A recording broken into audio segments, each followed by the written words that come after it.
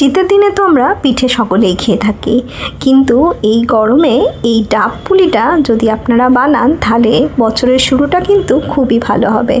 সকলকে জানাই নতুন বছরের অনেক অনেক শুভেচ্ছা, ভালোবাসা আর বড়দের প্রণাম। আমি আজকে ডাব পুলির একটা রেসিপি নিয়ে এসেছি। যবে থেকে রেসিপিটা দেখেছিলাম আমার বানানোর খুব ইচ্ছা হয়েছিল, তাই ভাবলাম এই বছরের শুরুটা না হয় এই ডাব পুলি দিয়েই করি। তাই জন্য আমি নিয়েছি একটা কড়া, আর কড়ার মধ্যে দিয়ে দিলাম দুধ। আমি এখানে 500 দুধ দিয়েছি। দুধটা আমার যতক্ষণে গরম হচ্ছে ততক্ষণে আমি বানিয়ে নেবো এই পুলি বানানোর যে চাল গুঁড়িটা, সেটা আমি রেডি করে নেবো। আমি একটা বাটির মধ্যে নিয়ে নিলাম 3 চামচ চালের গুঁড়ি, আর এতে দেবো আমি 1.5 চামচ ময়দা।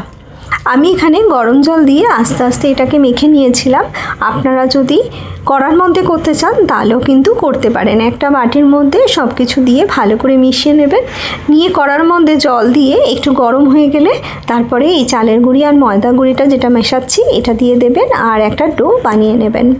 আমি আজকে এটা অল্প করে গরম জল দিয়ে এটাকে বানাচ্ছি, তবে সেক্ষেত্রে কিন্তু এটা পাতলা হয়ে যাওয়ার একটু ভয় থাকে, তার জন্য কড়াই করে নিলেও কিন্তু এটা হবে। এর মধ্যে দিয়ে দিলাম 1 চিমটি একটু নুন দিয়ে ভালো করে মিশিয়ে নিচ্ছি, আর গরম জল দিয়ে এটাকে হালকা করে অল্প অল্প করে আমি মেখে নেব। মেখে নিয়ে একটা স্মুথ ডো তৈরি করে নেব। আপনারা তো পুলি অনেকেই বানান, সকলেই হয়তো বানান, তাই জানেন কি করে বানাতে হয়। ঠিক একইভাবে এটাকেও আমি বানিয়ে নেব।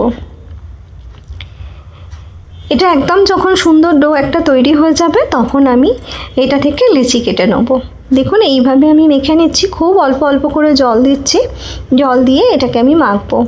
একদম সুন্দর করে এটা একটা মাখা হয়ে গেছে, আর মাখা হওয়ার পর কিন্তু 5 মিনিট আমি এটাকে রেখেও দেব, যাতে ডোটা একটু সেট হয়ে যায়। দেখো একদম সুন্দর করে মাখা হয়ে গেছে। দেখো ডোটা আমার সুন্দর করে মাখা হয়ে গেছে। আমি এটাকে কিছুক্ষণের জন্য ঢাকা দিয়ে রেখে দেবো, আর ততক্ষণই ডাব পুলি বানানোর জন্য যে ডাবের শাঁসটা হয় সেটাকে আমি রেডি করে নেব। আমি এখানে একটা ডাবের শাঁসকে নিয়েছি, আর শাঁসের পেছন দিকে যে অংশটা লেগেছিল ডাবের, সেটাকে আমি ছুরি দিয়ে প্রথমে কেটে বাদ দিয়ে দিচ্ছি। আর এটা থেকে আমি কিছুটা অংশ যেটাকে আমি ছোট ছোট টুকরো করে কেটে নেব, আর বাকি অংশটা আমি মিক্সির মধ্যে দিয়ে আমি একটা পেস্ট তৈরি করে নেব। পেস্ট তৈরি করার সময় যদি মনে হয় একটু শুকনো লাগছে তাহলে কিন্তু অল্প একটু দুধ দিয়ে এই পেস্টটা তৈরি করে নিও। এই এতটা অংশ আমি ছোট করে টুকরো করে নিচ্ছি। এটাও আমি পুলির মধ্যে মেশাবো, ডাব পুলির মধ্যে। এটা যখন মুখে পড়বে তখন কিন্তু খেতে বেশ লাগবে। এটা আমার কাটা হয়ে যাবে, আর এটার পর আমি বাকি অংশটাকে মিক্সিং জারের মধ্যে দিয়ে একটা পেস্ট তৈরি করে দেবো। এই রেসিপিটা খেতে কিন্তু বেশ ভালো হয়েছিল, একদম নতুন একটা রেসিপি। আমরা তো দুধ পুলি সকলেই খেয়ে থাকি, কিন্তু এই ডাব পুলির রেসিপিটা কিন্তু দুর্দান্ত। আমি মিক্সিং জারের মধ্যে দিয়ে পেস্ট করে নেবো, আর দরকার পড়লে এতে অল্প করে কিন্তু দুধও দিয়ে দিতে পারো। যেটুকু থাকবে এরকম লেগে সেটাকে কিন্তু অবশ্যই ছুরি দিয়ে বাদ দিয়ে দিও। আমি এখানে নারকেলের যে পুরটা বানিয়েছিলাম সেটা আর আপনাদের সঙ্গে শেয়ার করলাম না, এটা তো আপনারা সকলেই জানেন। আমার কাছে গুড় ছিল তাই আমি পুরটা গুড় দিয়ে বানিয়েছিলাম। যদি আপনাদের কাছে গুড় না থাকে তাহলে চিনি দিয়েও বানিয়ে নিতে পারেন। আর দেখুন আমি যে চাল গুঁড়ি দিয়ে ডোটা বানিয়েছিলাম সেটাও আমার রেডি হয়ে গেছে। এবার এটা থেকে আমি লেচি কেটে নিচ্ছি। এইভাবে প্রথমে যদি লেচিগুলো কেটে নেন তাহলে পুলিগুলো কিন্তু সব সমান আকারের হবে, আর যদি একটা একটা করে করি তাহলে কিন্তু অনেক সময় ছোট বড় হয়ে যেতে পারে। এইভাবে লেচি কাটা হয়ে গেলে এ থেকে আমি একটা একটা করে নেব, আর ছোট বাটির মতন তৈরি করে মাঝখানে জায়গা তৈরি করে তার মধ্যে আমি পুরটা ভরে দেবো। পুরটা ভরে একদম সুন্দর করে একটা করে পুলি তৈরি করে নেব। দেখে নিন আমি কি করে বানিয়েছি।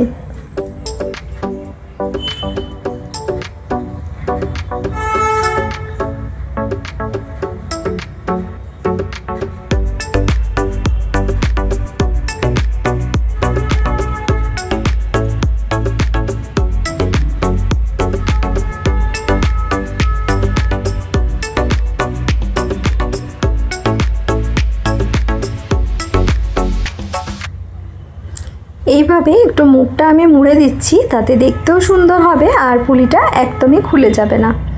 দুধে দেওয়ার পর খুলে যাওয়ার কোনো ভয় থাকবে না। এইভাবে একটু মুড়ে দিও, তাহলে দেখতে বেশ সুন্দর লাগবে। আমার পুলিগুলো তৈরি হয়ে যাচ্ছে। আমি এগুলো এই একই পদ্ধতিতে সবগুলোকে তৈরি করে নেব। আমি আর একটা মোড়া আপনাদের দেখিয়ে দিচ্ছি কিভাবে আমি মুড়েছিলাম। এইভাবে আলতো করে চেপে চেপে দিয়েছিলাম, তাহলে কিন্তু মুড়া হয়ে যাবে, আর এটা দেখতেও ভালো হয়ে যাবে। আমার সবগুলোই তৈরি হয়ে গেছে। এবার আমার দুধটার মধ্যে এই পুলিগুলোকে দিয়ে দেবো। দেখুন দুধটাও আমার ততক্ষণে বেশ অনেকটা ফোটানো হয়ে গেছে। এটা 5-7 মিনিট ফুটে গেছে, একটু কমেও এসছে দুধটা। এই পর্যায়ে এতে আমি পুলিগুলোকে অ্যাড করে দেবো। গ্যাসের ফ্লেমটা মিডিয়ামে রেখে এটাকে আস্তে আস্তে আমাকে ফুটিয়ে নিতে হবে আরও 5 মিনিট।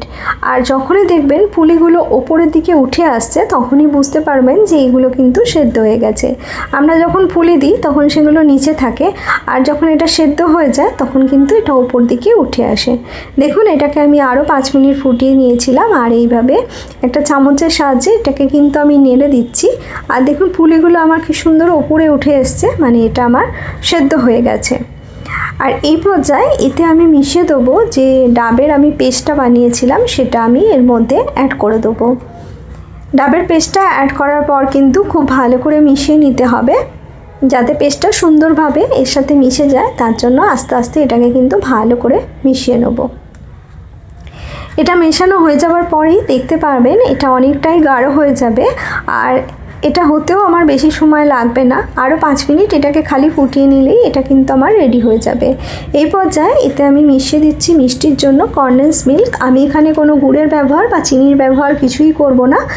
এখানে আমি 4 চামচের মতন কনডেন্স মিল্ক ব্যবহার করলাম। মিষ্টিটা আপনাদের ওপর নির্ভর করছে, বেশি বা কম করতে পারেন। এখানে যদি গুড় ব্যবহার করতাম তাহলে ডাবের যে একটা আলাদা গন্ধ বা টেস্ট রয়েছে সেটা কিন্তু চলে যেত। তার জন্যই আমি এখানে চিনি বা গুড় কোনো কিছুই ব্যবহার করলাম না। এইভাবে আরেকটু এটাকে আমি নাড়তে থাকবো। আর আপনারা দেখতেই পাচ্ছেন এটা অনেকটাই গাঢ় হয়ে গেছে। আর এই পর্যায়ে আমি এতে মিশিয়ে দিলাম যে ডাবের শাঁসের যে আমি ছোট ছোট করে কুচি করে নিয়েছিলাম সেটাকে আমি এর মধ্যে মিশিয়ে দিলাম। মিশিয়ে দেওয়ার পর আরেকটু এটাকে আমি নাড়াচাড়া করে নেবো যাতে নিচে না লেগে যায়। আর এই পর্যায়ে আমি গ্যাসের ফ্লেমটা কিন্তু বন্ধ করে দেবো, কারণ এটা আমার একদমই রেডি হয়ে গেছে। এটা ঠান্ডা হওয়ার পর আরেকটু গাঢ় হয়ে যাবে, তার জন্যই আমি এটাকে এই পর্যায়ে বন্ধ করে নেবো। আর আমার এই ডাব পুলি কিন্তু একদম রেডি। আমি এটাকে ঢাকা দিয়ে রেখে দিয়েছিলাম 5 মিনিটের জন্য, তারপরে আমি এটাকে সার্ভ করে দিয়েছিলাম। এটা খেতে কিন্তু দুর্দান্ত হয়েছিল। আপনারা যদি বাড়িতে বানান তবেই বুঝতে পারবেন এটা খেতে কতটা ভালো হয়েছিল। আমার এই অন্যরকম স্বাদের দুধ পুলির রেসিপি আপনাদের কেমন লাগলো অবশ্যই আমাকে কমেন্ট করে জানাবেন, আর লাইক করতে একদমই ভুলবেন না। যারা আমার চ্যানেলটা নতুন ভিজিট করছেন তারা কিন্তু আমার চ্যানেলটা সাবস্ক্রাইব করে নেবেন। আর পুরনো বন্ধুদের জন্য রইল অনেক অনেক ভালোবাসা। আমি আবারও চলে আসবো এরকমই নতুন কোনো রেসিপি নিয়ে আপনাদের সামনে। আপনারা ভালো থাকবেন, সুস্থ থাকবেন।